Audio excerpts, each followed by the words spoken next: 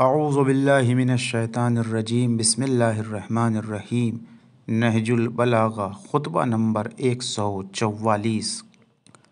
جب حضرت عمر ابن خطاب نے جنگ فارس میں شریک ہونے کے لیے حضرت علی علیہ السلام سے مشورہ لیا تو آپ نے فرمایا، اس امر میں کامیابی و ناکامی کا دار و مدار فوج کی کمی و زیادتی پر نہیں ہے، یہ تو اللہ کا دین ہے جسے اس نے سب دینوں پر غالب رکھا، اور اسی کا لشکر ہے جسے اس نے تیار کیا، اور اس کی ایسی نصرت کی ہے کہ وہ بڑھ کر اپنی موجودہ حد تک پہنچ گیا اور پھیل کر اپنے موجودہ پھیلاؤ پر آ گیا، اور ہم سے اللہ کا ایک وعدہ ہے اور وہ اپنے وعدے کو پورا کرے گا اور اپنے لشکر کی خود ہی مدد فرمائے گا۔ امور سلطنت میں حاکم کی حیثیت وہی ہوتی ہے جو مہروں میں ڈورے کی کہ جو انہیں سمیٹ کر رکھتا ہے، جب ڈورا ٹوٹ جائے تو سب مہرے بکھر جائیں گے اور پھر کبھی سمٹ نہ سکیں گے۔ آج عرب والے اگرچہ گنتی میں کم ہیں مگر اسلام کی وجہ سے وہ بہت ہیں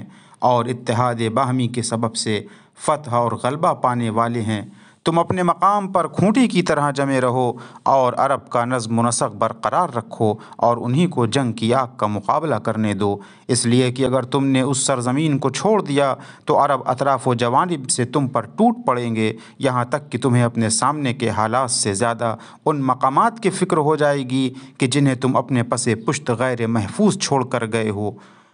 کل اگر عجم والے تمہیں دیکھیں گے تو آپس میں یہ کہیں گے کہ یہ ہے سردار عرب، اگر تم نے اس کا قلعہ قمع کر دیا تو آسودہ ہو جاؤ گے، تو اس کی وجہ سے ان کی حرص و طمع تم پر زیادہ ہو جائے گی۔ لیکن یہ جو تم کہتے ہو کہ وہ لوگ مسلمانوں سے لڑنے کے لیے چل کھڑے ہوئے، تو اللہ ان کے بڑھنے کو تم سے زیادہ برا سمجھتا ہے، اور وہ جسے برا سمجھے اس کے بدلنے اور روکنے پر بہت قدرت رکھتا ہے۔ اور ان کی تعداد کے متعلق جو کہتے ہو کہ وہ بہت ہیں، تو ہم سابق میں کثرت کے بل پر نہیں لڑا کرتے تھے بلکہ اللہ کی تائید اور نصرت کے سہارے پر جنگ کیا کرتے تھے۔ وآخر دعوانا ان الحمد للہ رب العالمین۔